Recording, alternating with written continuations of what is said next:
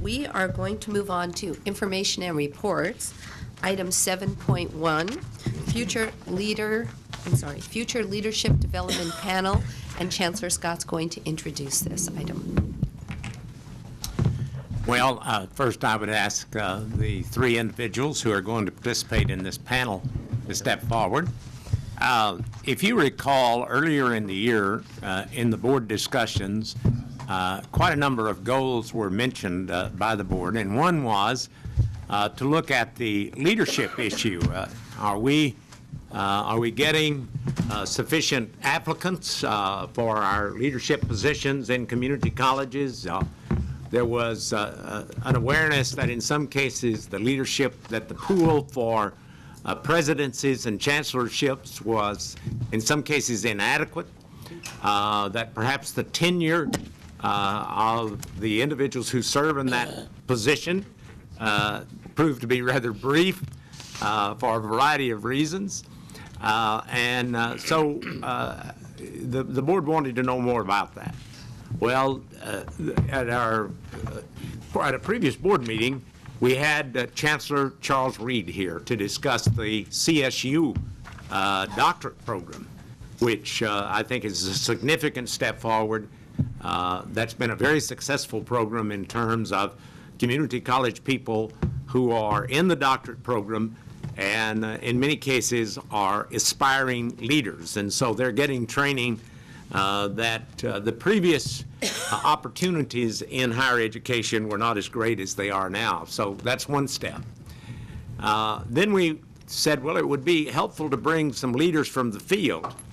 And we have three individuals here today that are, I think, unusually suited to give us some information about that. I'll assume they have determined among themselves the order in which they will speak. Or if they haven't, they're about to. But let me introduce each of these individuals, because I've had the good fortune to know all of them and have a great deal of respect for them. Scott Lay, who is, of course, the CEO and president of the Community College League, who works very closely with the CEO board. And Scott's somebody that keeps up very much with who's about to be a president and who's about to leave. I've always found that he really knew the field extremely well, and Scott is a very perceptive thinker and articulate, and we look forward to his comments. Next, we have Dr. Constance Carol. And Constance and I have known each other quite a long time. Of course, she was a teenager when I met her, so I don't want you to place us at the same age, but she is certainly a veteran in the community colleges. She served as president of three different colleges, to my knowledge: the College of Marin, the Saddleback College, and also Mesa College. And now she's chancellor of the San Diego Community College system, which is a very large community college and is one of the most respected chancellors in the state. She's somebody that I can pick up the phone and call, and I always know that I'll get a very insightful response. She and I just recently were on a panel together that we were talking to aspiring leaders from across the country. And I once again was amazed at how articulate and how insightful Constance is. She's just always worth listening to. And then we have Kevin Ramirez, and he brings another insight because he's involved in a search firm. In fact, he was involved in the chancellor search here at the community college. Kevin was a former community college president at Sierra College, did an outstanding job there. And so here's somebody who is involved in presidential searches. So I've been really excited about these three individuals and the contribution that they're going to make to this subject. And I'll let them make their observations, and then I think we have time for a really good discussion. And so without further information, I simply turn it over to these three individuals. Thank you, Chancellor, President Malumet, and board members. I will go first so that Constance and Kevin have adequate time to correct anything that I get wrong, which I indeed will.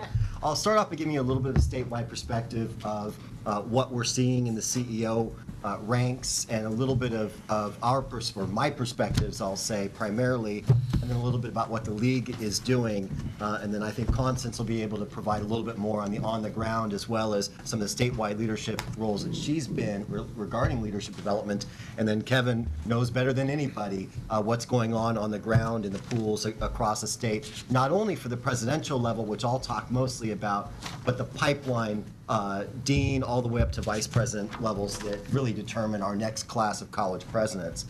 As the sheet that Njeri just passed out to you notes, first I'll start off on what I think the good news is, and that is that California's community colleges are among the most diverse in terms of leadership of any higher education subset from across the country. Our four-year compatriots, our community college compatriots. Just this year, 59% of the CEOs are Caucasian, 17% are Black and African American, 7% are Asian, 17% are Latino. The Latino underrepresentation is more explainable when you look at the demographics of 35 to 64-year-olds. While California's population is 37% Latino, it's a disproportionately young population that hasn't moved into the ranks of what we call the 35 to 64-year-old window, where people are most likely to be serving as a college president. Additionally, when you look at degree attainment, which is another issue, only 10.5% of Californians have a master's degree or higher, and I think we would understand would be qualified to be a college president under most definitions. Caucasians and Asians are disproportionate in master's degree and higher attainment. African Americans are modestly disproportionate above the population. Latinos, only 3% compared to 10% statewide, have a master's degree or greater. That's a major moral and economic issue that needs to be addressed, but it helps to explain, I think, the underlying data that we're looking at this morning.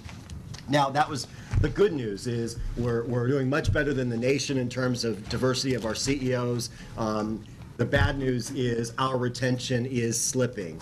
As you'll see, just in the last few years, we've slipped from 5.4% up to down a little bit, back up to 4.9%, and then 2008, the last year that we've studied, the average CEO tenure for a chancellor, superintendent, president was 4.3 years, and for a college president was 3 years, 4.3 years and 3 years. Now, I always look at two things to put those numbers in context. I look at four-year universities across the country, and then I look at Fortune 500 companies. The fact is, the era of leaders of large organizations staying for as long as Dr. McDougall stayed at Santa Barbara are long gone. The average tenure of four-year universities across the country reached 8.5 in 2006, which actually was an increase from 6.3 in 1986. Private sector comparison among S&P 500 companies is 58% have served less than 6 years. So, a 5 to 7 year CEO average tenure may be kind of the peak of what we're able to attain, but certainly we can't be happy about 4.3 years for district CEOs and 3 years for superintendent presidents. Now, let's be candid that the economic times are not such that it encourages CEOs to stay longer. One, the job of a CEO is not fun when all you're doing is cutting, and that's what most CEOs are doing. Similarly, when cost of living adjustments aren't being provided in contracts or other compensation, a lot of CEOs are at that magic point under PERS or STIRS service where they're not getting anything more for staying longer. So you weigh those two factors of, well, I'm going to stay around a little bit longer, I'm not really getting that much more, and I have to make all the bad decisions. Why should I stay? That's something I think that's serious, that's out there right now. And then along with that, you get the chain reactions of a district CEO retires or leaves. They are likely to be filled by a college president from somewhere else. So you'll always have a shorter tenure of college presidents than you have of district CEOs. But sometimes, 10 vacancies may be caused by 5 vacancies. 5 district CEOs leave, 5 college presidents are hired. So sometimes the data can look a little bit more troubling than it indeed is. While we need to be concerned about this short tenure, I don't like to talk about this in terms of a crisis. 138 CEO positions hundreds of vice president positions and dean positions. This is truly a pipeline issue. It's going to be just as significant 5 years from now as 10 years from now and 20 years from now, and must be looked at correspondingly. I think that's why Chancellor Scott, then Senator Scott, was a leader on the educational doctorate programs at California State University, which are certainly expanding the pool of qualified leaders for community colleges. With the EDD programs, however, come pros and cons. The pro is that larger pipeline and access to educational programs closer at home. With the cons, though, are broadening the assumption that EDD is a minimum qualification to serve as a college president. And also, for a working professional to take time off to get an EDD, it requires taking time off from the other parts of life other than the full-time job that most of the EDD enrollees are engaged in. That has a discriminatory impact against working women or working men that have family responsibilities at home. Something's got to give. Either they're giving away time from their family, they're taking time off from their job and taking home fewer earnings, and we could see a disproportionate impact on those that have family responsibilities or delay of completion of an EDD until later in life, and they don't then get as much of the benefit of completing those additional years of education. Also, from what I've seen in guest lecturing in a lot of these programs and talking to a lot of folks, not everybody in those programs wants to be a college president or a vice president. Most of our colleges provide an educational stipend for completion of an EDD program. And sometimes the math will work out that a couple of years, a little bit of time away from home, and the dollars of tuition will pay off many times over at retirement because of that benefit and the corresponding bump to retirement compensation. So we can't say there are 100 EDD students that are pursuing community college leadership positions, therefore there's 100 people that are going to come into our pipeline. There is somewhat of a mismatch there. Other considerations about how we do business, a lot of our colleges, have the attitude and take as a policy position when the CEO position is open that the interim cannot apply. And that makes a lot of sense in some cases to ensure that it's an independent search. But what we find is interims come in, do an outstanding job, but are forever colored as the interim that can't apply, and then have to look at moving somewhere else within the system in order to be in a college presidency. That also has discriminatory impacts against people that have families, whether it's kids in school or parents that they take care of, and some of those actually have disproportionate impacts against some cultural and ethnic groups. Those are things that we need to think about as well. Not everybody can pick up and leave. That particularly has an impact on more recent graduates of master's and doctoral programs, because they may have come out, they may have bought a house and are geographically isolated because they can't sell a house anymore. My law school class of 2000, let me tell you, we all bought our houses at the wrong time. Nobody can move. Think about those kinds of things that have nothing to do with the way that we do business, but play into the pools of these 138 positions that we're trying to fill. The desire to look off campus. A lot of our colleges say there are better and brighter leaders out there elsewhere, when oftentimes they are there on campus. Of course, many faculty and other leaders don't want to step up and take the risk of being a leader because either they're afraid of failure or they're afraid of looking like Benedict Arnold. Particularly right now in a time of cuts, there isn't a real incentive to step up and be a leader in the system. Additionally, we have things like retiree health benefits where they're not portable. Some districts have different retiree health benefits. So somebody may be a perfect vice president, and I can name several of them. They're ready to move into a presidency, but if they move, they lose retiree health benefits, which right now is seen as probably the best thing you can get from public employment. Additionally, our academic salaries with overload, many faculty members make $10,000, $15,000 less than the college president. It's not that big of a jump anymore for many of the senior faculty members. I do want to encourage the board to look at the University of California, Riverside's PhD program. As you may know, Chancellor Drummond partnered up with France Cordova, the then Chancellor of UC Riverside, to establish the California Community College Collaborative.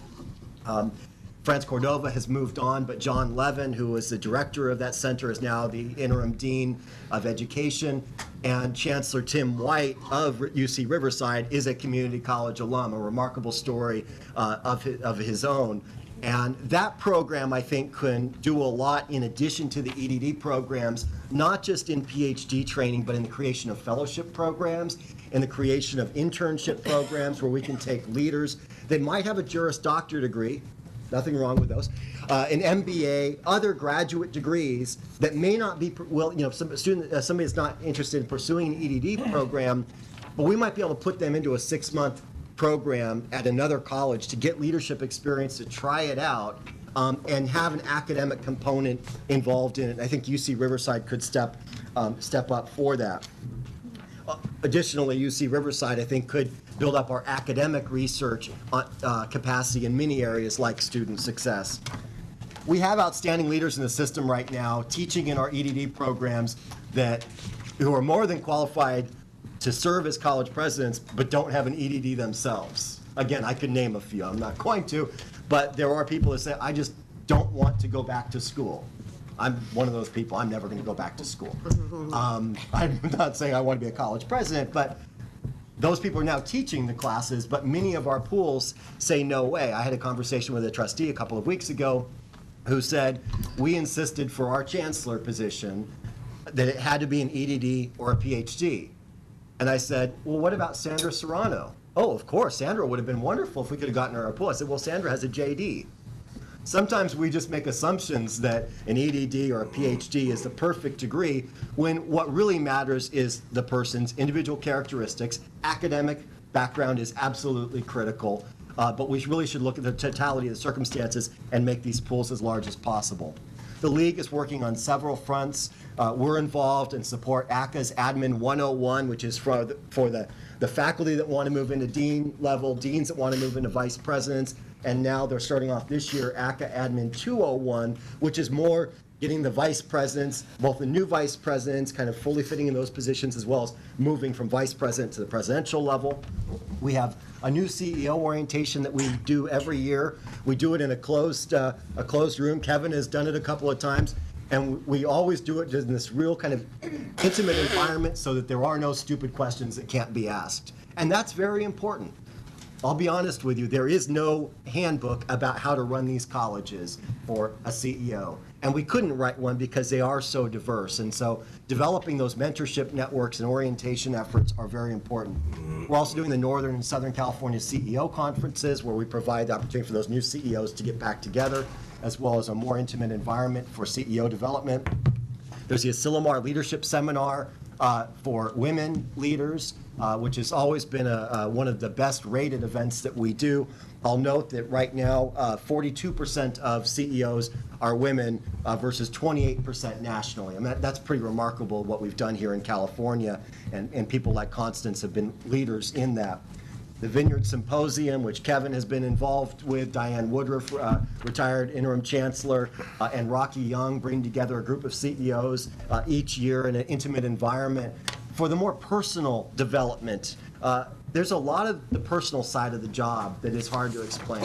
When we look at some of these CEOs that retired or even left under pressure this year, some of that's about divorces, deaths in the family.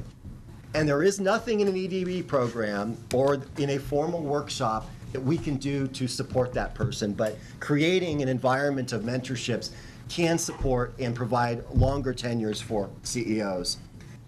We're also looking at creating a second event like the Vineyard Symposium for vice presidents that are ready to move up, that are going to be applying for jobs next year, to build those relationships so that people can be ready to jump in and know who they can call when they get into trouble the first time, because sometimes that first time you're in trouble is the point of no return, and we need to prevent that. In summary, the system would be a lot easier if we were General Electric. General Electric moves around their leaders. They serve in different components, so we would move our CBO to serve in the instruction office and student service office. We would say we have 5 vacancies. Let's put these 5 people out. We have 72 districts, 112 colleges. We don't work that way. So we have to look at this as a pipeline. What can we do early on to ensure success of leaders from the dean level on, as well as to work with our academic partners in the EDD programs and the PhD programs to ensure that there are plenty of avenues for leadership development in the system. Thank you. Okay. I'm going to try to be brief. Scott was very comprehensive in his overview. Let me start by saying this. This is, I think, commendable of the Board of Governors to take an interest in this issue. This issue, it has enormous importance for the quality of our entire system.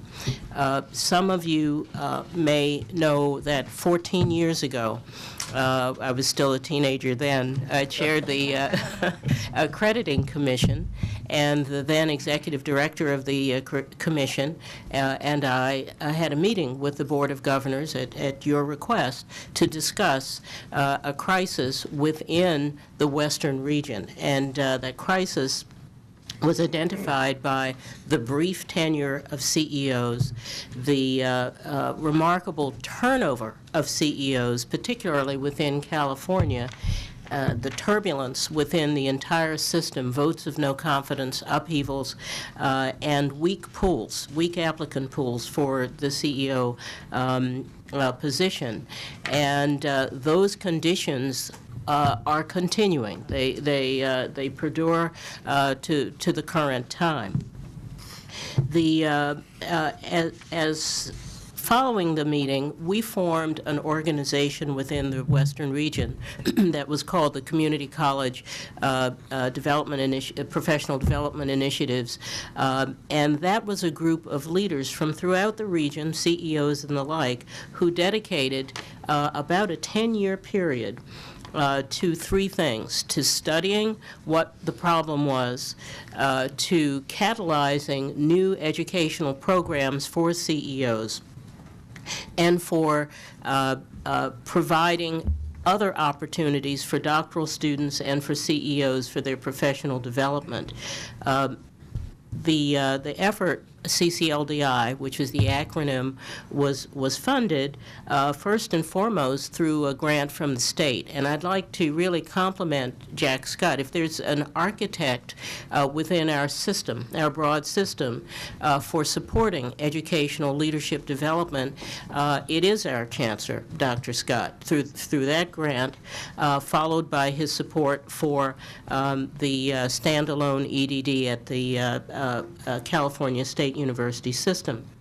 The CCLDI also had funding from Hewlett and Irvine Foundations and the Wu Foundation in Hawaii, and worked first with Claremont Graduate University and then the University of San Diego. Why two private universities? Because our public universities at the time did not have the same commitment that they are beginning to have now for the training and education of CEOs. In fact, the first thing we found was that most of the CEOs in California had received their doctoral degrees from out-of-state institutions, largely the University of Texas at Austin. Since that time, some major changes have occurred and some challenges remain. The main change has been educational opportunity. The fact that we now have the EDD program in the CSU is a huge development. Right now, there are about 250 graduate students enrolled in the Community College Leadership Program in the CSU, and the first cohorts have just graduated. That is providing for the pipeline something it never had before: accessible, high quality, public-supported education at the doctoral level. It's normally expected nationally that CEOs do have a doctorate. There can be some exceptions, but having the terminal degree is something that university presidents have and others, and within the context of higher education, it's something that's expected. Now it is much more accessible than it was before. The doctorate is also available in non-traditional formats. Fielding University, Walden, a lot of online programs that are accredited institutions do provide doctoral opportunities.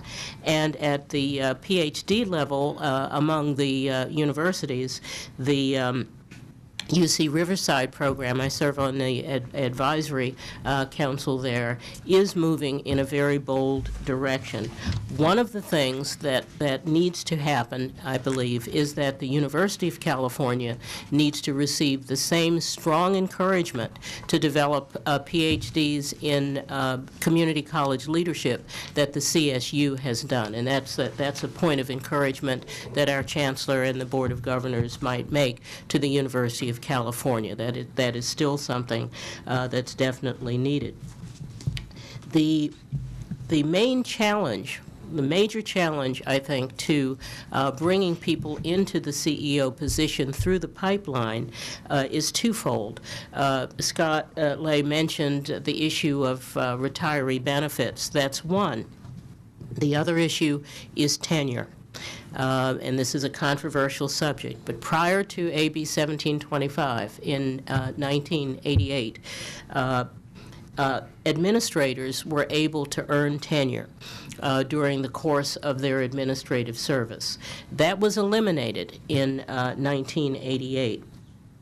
Now, administrators who are brought in do not come in with tenure, but have the simple right to a probationary faculty position at the end of their administrative service. That operates as a tremendous barrier for middle managers and others who might otherwise move from one district to another to try out positions, whether they're interim or permanent positions. And my second recommendation would be some review and adjustment in that regulation so that it might be possible to work with the Academic Senate to develop a modified approach for bringing an administrator in with retreat rights that would be agreed upon at the time of entry. That's a traditional thing to do in higher education that might eliminate an enormous risk that people are afraid to take in this economy from moving into a CEO or even a position that might lead to the CEO position. And finally, districts are increasingly developing their own internal grow your own leadership development programs. I know our district is. We're anticipating in our district alone that 50% of the management staff is going to retire in the next 3 to 5 years.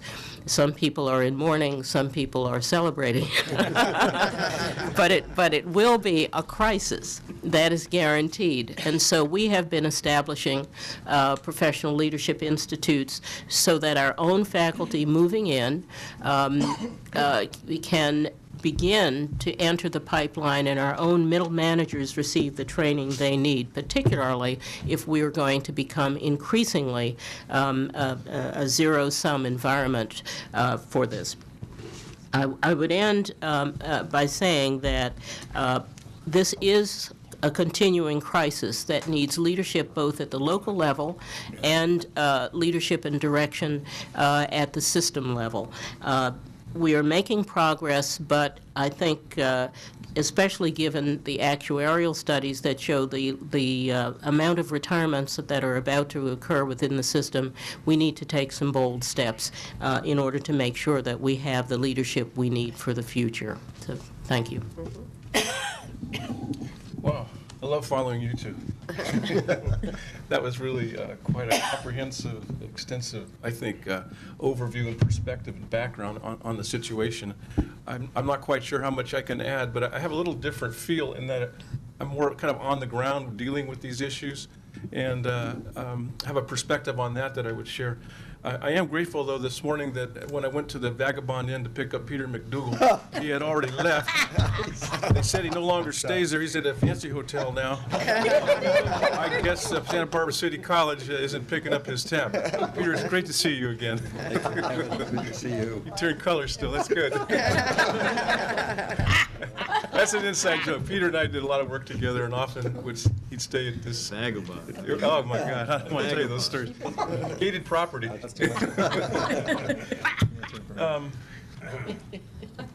Some of the things that I'd like to share with you. One of the questions that comes up often in searches has to do with in-state versus out-of-state and size of pools, and what's the chances of getting a good pool, and what will the quality be?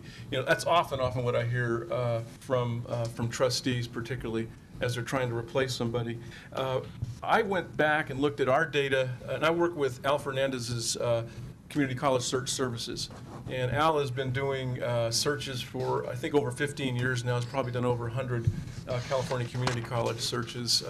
Jim Walker and myself primarily do the search work. John Romo has come in recently to help out, because there is lifetime employment in this work, as you can understand. There's a lot of turnover. It's amazing. So in looking at our data, somewhere between 25% to 30% of the pool, the applicants in pools, are coming from outside California. I think that's quite a large number. I don't know what to compare it to in other states, other places, but I think that's a significant number. I see that number increasing, and I'm curious as to why that occurs. I think you've heard some of the reasons. I applaud you for bringing this topic in front of you to discuss and understand a little better today. I think it's really, really critical that you, as the policy leaders for our system, get an understanding of the implications of this issue and provide some kind of direction and support for some of the development work that's going on out in the world. But I think the out-of-state folks, in some ways, I think are better prepared, or have had access to EDD doctoral programs in their parts of the world that our internal California leaders may not have access to. Listening to Constance and to Scott, I'm encouraged that there is an increase in those opportunities through, again, I think of people like Chancellor Scott and Scott and Constance, Mark Drummond. I mean, I can go down a whole list of people. Hadn't many years ago David Wolf taken on this issue, we may not have seen some of the improvements that are occurring right now, some of the increase in access to these preparatory programs, these doctoral programs. They're really essential. They're really essential. When I look at the applicant pools and the paperwork that people turn in, the majority of these people have gone to external, I'll call them external degree programs, programs where they were not a resident for 3 years, 4 years in a PhD program. These primarily were working administrators, deans, faculty members who went on and completed a doctoral degree part-time. That's the kind of preparation that we're seeing, except for the great John Roosh and the University of Texas program at Austin. There's a big pipeline of people that come out of Austin that show up in these pools as well. But again, that speaks to a concerted, focused effort to prepare leaders for community college leadership positions. That's very unique what the Rooshes are doing, and they've had a lot of success, and we've been able to reap the benefits of a lot of those great leaders that have come out. So I think that's an issue. I think another issue to me, and you've heard this, but this tenure thing is really difficult. I have seen so many talented leaders refuse to leave a district to go to another opportunity because they don't want to lose their tenure. And when you look at the reasons why people are leaving positions, yes, there's a lot of people leaving for out of state or leaving to go to a better position, but I wonder how many of those better positions in out of state are under duress. Yeah. Scott alluded to this. These are incredibly challenging, difficult positions. I have yet to see somebody go into a new presidency and not say, man, I didn't know it was like this. I was a vice president for 10 years. I didn't know it was like this. It is a totally unique position. You have to be in it to experience what that's like. And I just think there's a lot of turnover. 4.3 years, yeah, that makes a lot of sense to me. And not being able to bring tenure with you, you've kind of lost a parachute. You know, if everything goes to heck in a handbasket, and you can go back and teach psychology or English or whatever you taught, that's a good little position to be in. That goes away. I think Constance's recommendation about trying to work, with the academic senates and try to push some kind of change so you can bring that retreat right with you would be, you'd see an immediate increase in applicant pools and internal California candidates applying. I've run into that a lot. I think Scott's point about the economy's been devastating. It really has. Have had a number of people, top flight people I've recruited for positions who have lost money on their home. They're underwater or their equities disappeared. They can't move to a part of California that has higher property values than what they have. They're just saddled with this real estate situation, and they're not willing, because they're probably mid-50s, early to mid-50s, not willing to take on that financial risk of, well, I'll make it up on the back end somewhere. There's not much time left on the back end, and you don't know where that real estate market's going. The whole cost of living issue is an issue in searches. People come into areas like Silicon Valley or San Diego, or I can go right down the short list, the Bay Area. It's very expensive for folks to relocate. So that forces boards into positions of having to renegotiate housing allowances, expense allowances, bonuses. There's a lot of interesting things I'm seeing just within the last year or so in how boards negotiate contracts with their new CEO. Very interesting phenomena, and it has to do with the economy of California. Anyway, I think the retirement issue, you talked about the PERS STIRS, and losing that benefit or having that benefit compromised because your highest year may not be your highest year. There are faculty members, if there's that secret report, I don't know if the board knows this, but there's a secret report that comes out every year within every district that rank orders the income, the W-2s of all the employees. It's not uncommon to see the top 3 employees as not the CEO. Rather, there's faculty members often that are in some of these top positions because of the ways of making money. So I think, compromising your retirement becomes an issue for people. They have concerns about doing that, and it makes it tough. I have I have little axes in my suitcase that I bring along that I like to grind. They kind of change from season to season and, president to president, whatever. But one of the things that's kind of in my craw right now are these interim policies. And I understand legally why districts and large districts do them. If you are the interim, if you're our VP and you've sat in our president's role for a year, you cannot apply. You may have been the best president that campus has seen in the last 15 years, but you cannot apply because of this umbrella policy in our district that won't let people apply. And I understand the legal reasons for that, okay? But I think we are shooting ourselves in the foot often. There are a lot of tremendous executive level leaders in our systems, in our districts, who go into these interim roles, do well, and are blocked. They're just blocked right out. I think boards need to review that policy. I really do, because I think they're missing out. You'll get somebody in a position from out of state or from in state. It just isn't quite the caliber of the person that you had in there. And then you go back and try to recruit that interim, and they really don't want to leave. They like it where they are. They love their district. They love the students, and they've grown up in this community, on and on and on. So I would recommend that there be some more discussion about nudging boards to reconsidering that interim policy. The Constance mentioned this growing your own. This whole issue of leadership preparation and leadership development. Again, I think the UCs and CSUs are beginning to make some progress in that direction. I'm looking forward to seeing what pools look like in another year or so once some of these new doctorates come out. But I think we need to have our own kind of succession planning for our leaders.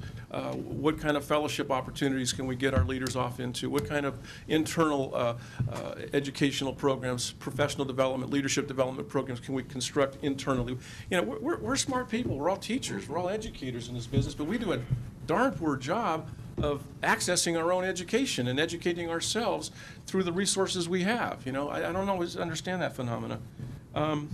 Those are kind of those are sort of the interesting things. Pool sizes, I didn't mention that. I don't understand pool sizes. I'm really kind of at a loss. I've been doing searches for about the last 5 years. I've probably done over 15 searches at this point. A couple years ago, for Chancellor and Superintendent President searches, you'd be lucky if you could find 12 people to get into the pool, 15 people, really small pools. Campus presidencies were a little larger, maybe you get up into the 20s and such. For whatever reason, this year it's a banner year. I mean, I had a search, a lot of it's location, location, and location. I'll talk about some of the reasons.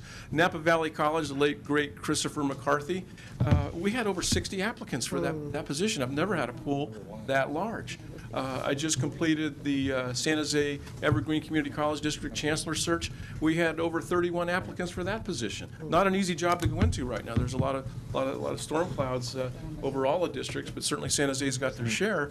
Nevertheless, I thought there was a quality pool, a large pool. Why? I'm not quite sure. I'll tell you one thing. Location, location, location is always on the top of people's lists, for sure. But right underneath that, and maybe before in many cases, are you. It's the trustees. It's the board. First question that I hear from applicants, what's the board like? What's the board like? It's number one question. It really is. I don't think the location ever gets talked about because that just is a selection factor. People apply where they want to go live. So that doesn't get talked about, but they're always wanting to know what the board situation is. And if it is a divisive board, if it's a cantankerous district where there's been a lot of issues with the board, divisiveness and on and on, you lose. You won't get good people. You just flat out will not get good people. And again, I'll use Napa Valley as an example. Take the location away from it. That's a great board. Those 7 people work really well together, totally different. All 7 are no two alike, but somehow they've got some way of working with one another and working in a real collaborative way with the faculty and the college leadership. It was easy to get people to want to come forward in that. I won't mention some other searches I've done where it's very, very well known that the colleagues on that board aren't very collegial to one another, on and on. Very difficult to get top flight people to apply in those pools. So I think the pool sizes, I don't quite understand. I know it has to do with the politics of the board. Some people say, well, what about union issues? Sometimes there's been issues around contracts and all those sort of things. What about the budgets right now? Doesn't that deter people from applying? I'll tell you what, there's a selection factor in these CEOs. Man, they kind of like the challenge. I don't hear anybody deterred by California's budget problems. And I think I'll stay in Nevada or wherever. No, I think people, there really is truly a selection factor. I had an interview with a board about a month ago, and one of the trustees was upset. He says, we hire these CEOs, they come in here, and we just think they're great, and the reference reports look good, and they've interviewed well, and everything checks out. And then they come in and they want to run the show. They come in and they want to make all the decisions. They don't want to consult with us. They don't want to do this. They just they move off in their direction. They go. And how do we control that? And I said, well, I don't know that. I think there's probably some things you can do to work and build that team of trustees and the CEO. And how do you go forward? And what are the parameters of going forward? And how do you communicate? Very simple things need to get done with that. But I said there's a selection. These are people that are self-initiating. They're highly intelligent. They're probably competitive. They know how to work alone. They don't need a lot of adulation and people supporting them because they probably have a dog that loves them. They're very unique people. They're very unique people. And you put them into these roles, and I think there has to be a lot of leadership, board, CEO development work that goes on with them. But it's anyway. In spite of all the horrible things that are going on, I think we're pretty successful. I think we do. I agree with you, Scott. I don't think there's a crisis in leadership. I think there are leaders out there. I think there's other kinds of crises we should sort of focus on. I think you've heard some of those today that would improve our lot. Thank you. Thank you all. That was very interesting, reassuring, and thought-provoking. So we appreciate it. I'm going to open it up for some questions and comments. Vice President Himmelstein will start. Yeah. First of all, let me give a shout out, as they say, to my hometown Chancellor Constance Carol. I agree with Chancellor Scott. We love her in San Diego. She is revered and has done a great job. And I, along with former Senator Scott, worked hard with her up here to do some pretty important things. A couple of things resonated with me, and this is something I've thought about for a long time, whether it be on the community college level or K-12 level that I've done a lot of work on. Constance, you said, and Scott, you too, talked about the EDD requirement or PhD requirement. Do you see that as essential in a president or chancellor? And what about the notion of non-traditional leaders, like you've seen in K-12, where maybe someone comes from a completely different background but has leadership skills and is not a per se academic, or maybe doesn't have a doctorate degree or even a master's degree, but has proven leadership skills in other parts of our society? How important is that, I guess, when you're leading a faculty as well as a broad city constituency? That would be my first question. Second one, more technical in nature, and maybe Scott, you're the right one. This retreat right Chancellor Carol was talking about, is that a matter of state law, or is that a matter of policy at the local and or Board of Governors level? Retreat rights must be jointly agreed upon under AB 1725 with local governing board and the academic senate. So it's a varying situation from district to district across the state. It's also a matter of law, because the elimination of the tenure provision is part of AB 1725. So you know, how it's worked out is with the local district, but the tenure has been removed. And so that is So the it's matter state of law, Yes. first and foremost. Yes. I know where. Let me, because I don't want it to be seen that I threw the EDD under the bus, because I believe very strongly that a community college leader, to be successful in this state, needs a significant level of training, education and training beyond an academic background, a legal background, a business background, you know, any other position that you might find on our campuses. EDD, PhD, those are some of the channels that I think are the most important channels in the state. I'm also thinking that there could be other things for that chief business officer that is an MBA that could go into some sort of formal program that might be short of an EDD, but clear by far 80%, 90% of our CEOs in the state will be EDDs and PhDs, and I think that's appropriate. Yes, I would simply say this, that right now legally the master's degree is the minimum qualification, just as it is for most faculty positions. The EDD or PhD or earned doctorate, which would include the Juris Doctorate and others, are usually listed as desirable beyond. And I think that is appropriate, because you want not only the training, but you want your CEO to have every bit the same stature and within the higher education community as their university counterparts have. Now, just as you will find school superintendents and others who do not have a PhD or an EDD, those are the exception, and they should always, that should always be an option. But from my standpoint, the goal should be that the CEO should possess the same terminal degree, the highest degree in the field, just as we ask our students to complete an associate degree wherever possible, so that they will have the training and have the standing and stature in the community of educators that would be desirable. I want to speak to a phenomenon related to this that I don't think gets talked about. It's the nature of how we hire, the process that we go through to hire the next chancellor. Many of you Board of Governors members went through the search committee work with me when we selected, when you selected Chancellor Scott. That plays out in districts where committees, generally 12 to 15, 16 people, include faculty leaders, classified leaders, administrative leaders, and community leaders. In that process, they're setting the criteria that's going to go out into the job announcements.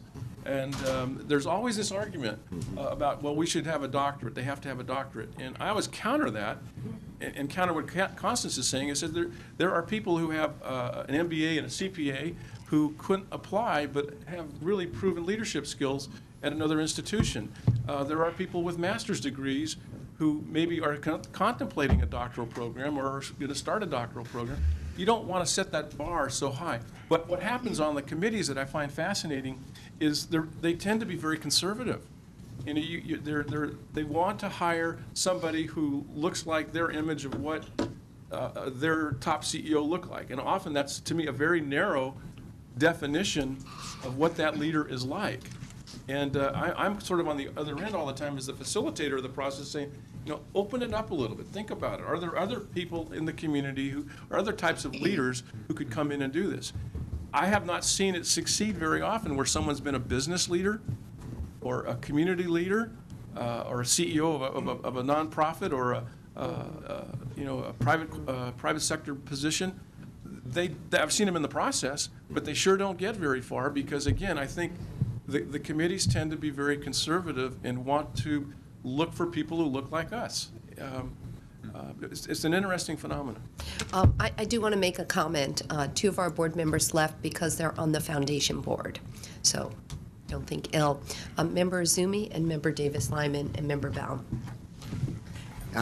First of all, thank you very much, Scott, Constance, and Kevin, for a terrific presentation. I especially want to thank Kevin Ramirez for leading us, in our Chancellor search, our last Chancellor search, which had the, fantastic result of leading to Chancellor Scott. I just wanted to ask, Chancellor Carol had mentioned the phenomenon of weak pools across the state, and both, I think, Scott and Kevin brought up, the pay issue, and certainly that's a problem here at the state level with the state chancellor, and I know that in many respects in our searches that looking at the pools, it has been a little surprising to see some of the folks who did apply.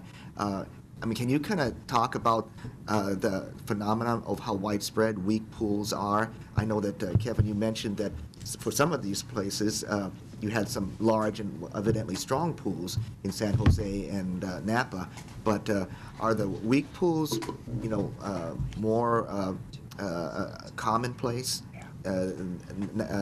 And what happens for a district or even, let's say, a board of governors, when you are faced with a weak pool? What do you then do, when you're faced with that?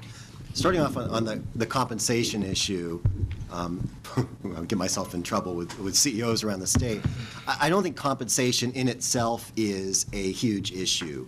Obviously, if you're talking about faculty members that are transitioning and saying, do you want to work 365 days a year, always on call and work for a board, and you're only going to get $10,000 or $20,000 more, or even take a pay cut, that is an issue. One place it is an issue, and Kevin may have some experience, we have some very rural districts that are in some relatively economically depressed areas.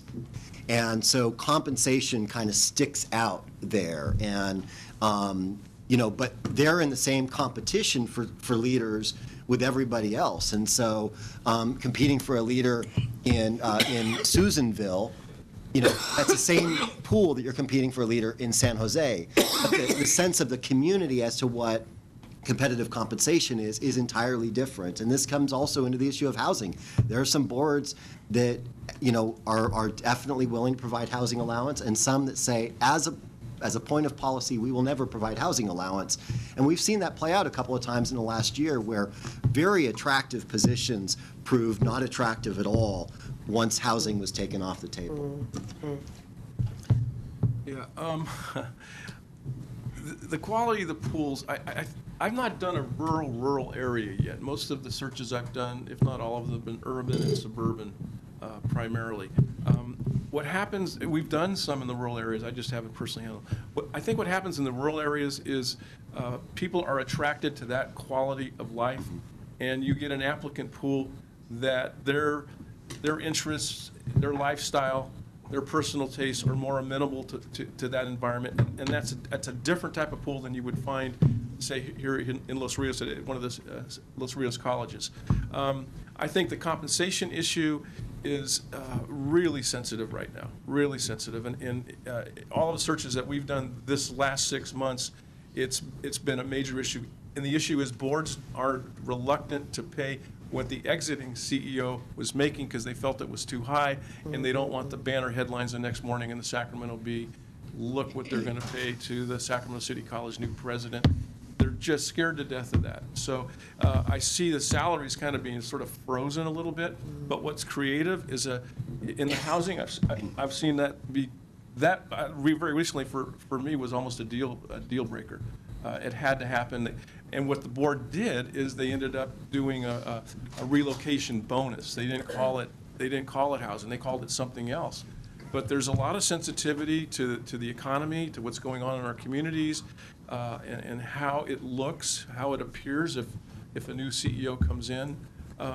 The quality level of the pools, you know, it's affected by, again, I think it's affected by how is the board perceived, how is the district generally perceived, what is the location criteria. When you have those working correctly, I think the quality is really quite good. It really is. When there's issues around that, it starts stretching a little bit. You'll see candidates in pools that maybe would not be in other pools show up and maybe even get an interview at that point. But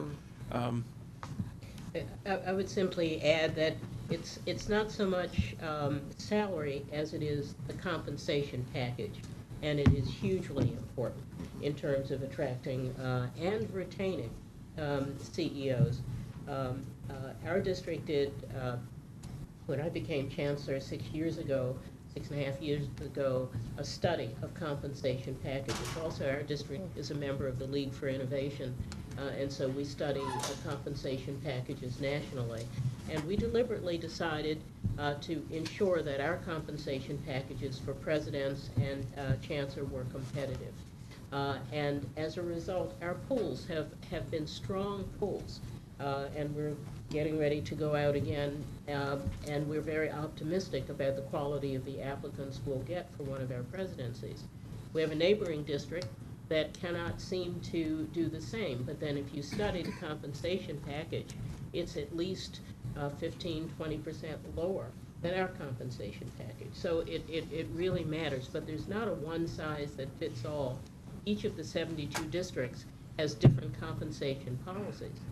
You go to, if you leave the state and go to Dallas or New York, it's not uncommon to find that not only is a housing allowance provided, but a housing itself, the house is provided for the CEO.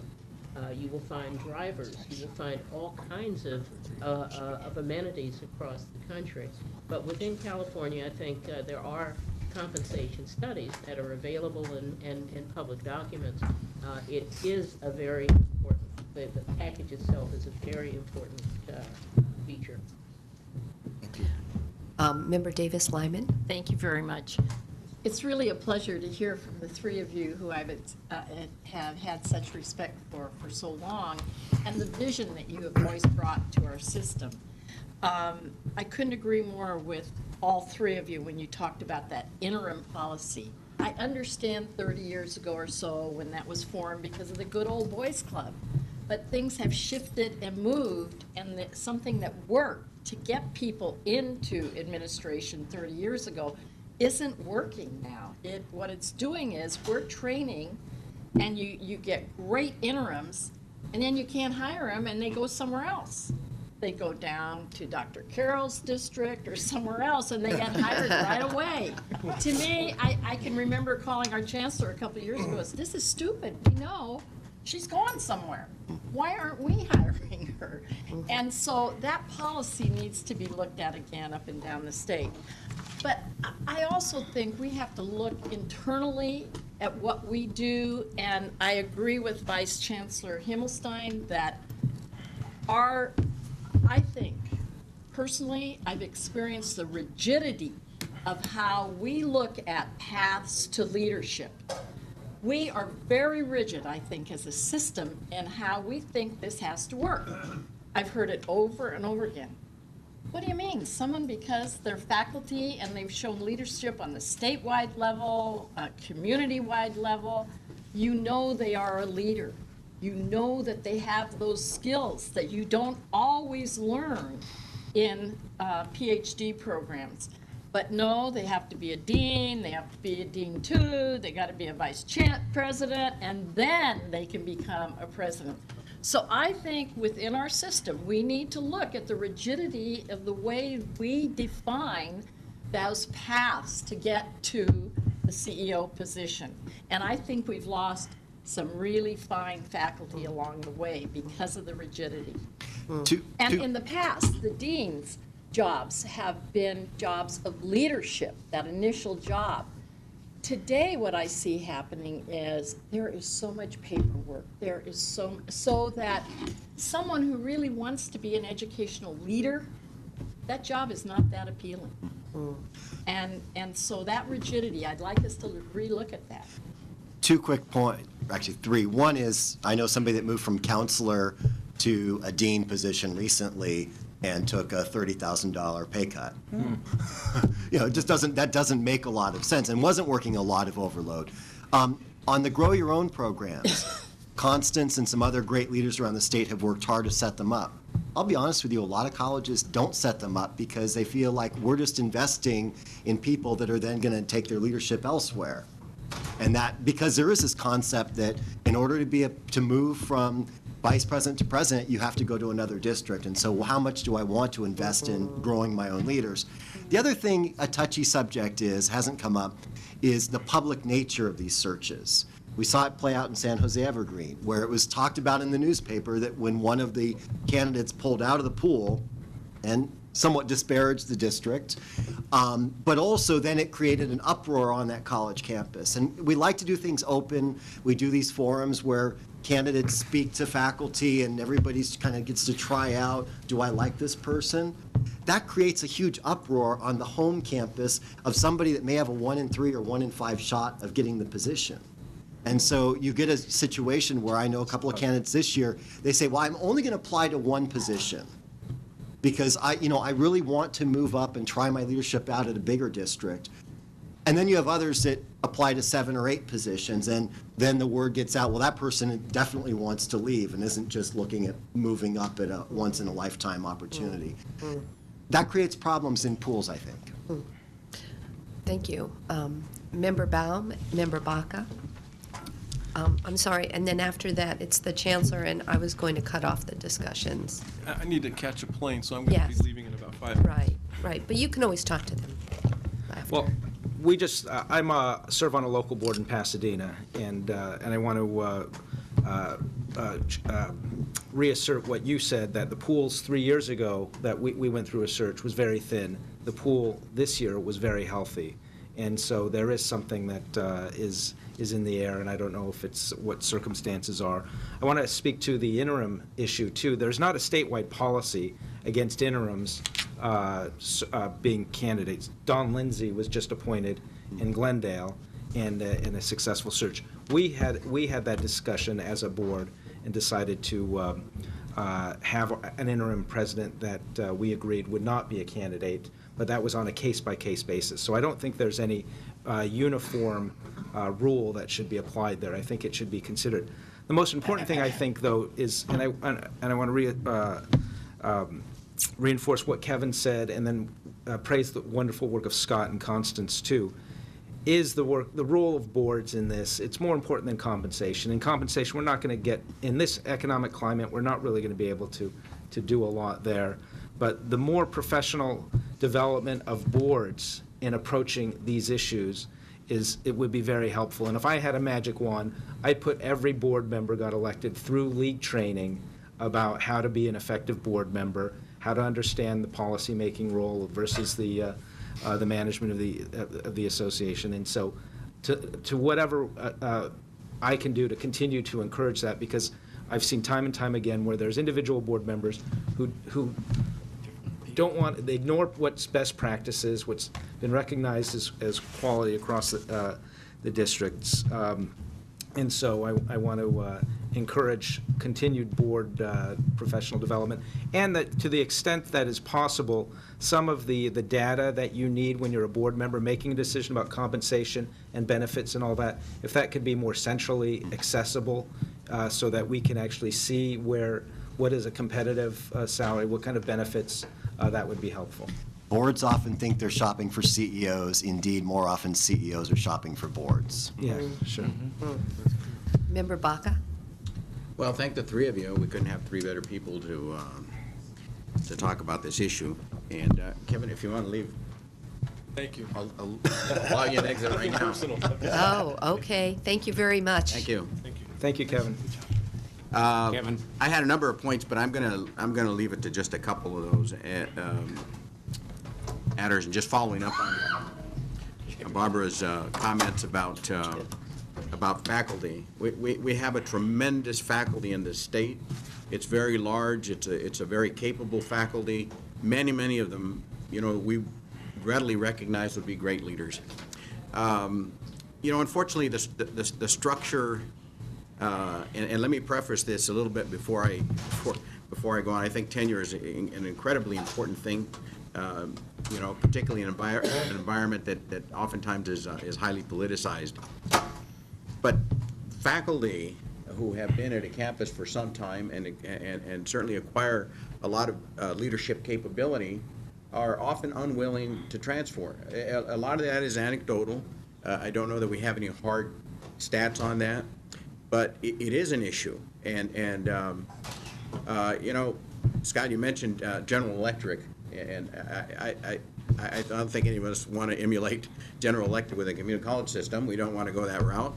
However, we do operate as if we were 100+ GEs, and so there has to be some kind of an in-between there, where we kind of behave like GE, but not completely, so that we can build and create a better leadership. I think we are moving along, Chancellor Scott, with his work in the EDD program, the CSU, great thing. I think we're doing all of those things, but there are some structural things. I think that's one of them. The other, and I agree with Board Member Baum on this one, and that is the training of trustees.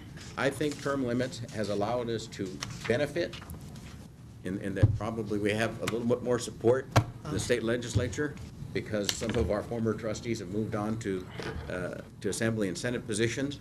On the other hand, it has created a very politicized, a more politicized environment within the system. It's not clear across the board, but certainly in certain areas, there's this aspiration to higher office, and oftentimes the issue isn't so much about the college itself, but or what's going to benefit, but the political aspects of a decision. So, those are just a couple of things. But I appreciate you coming in this morning. I'll just kind of leave my other points to another time, but appreciate you coming in this morning very much. Thank you. Chancellor Scott? Well, I had high expectations for this presentation, and I have to say to the three of you, and Kevin's gone now, that you exceeded even my expectations.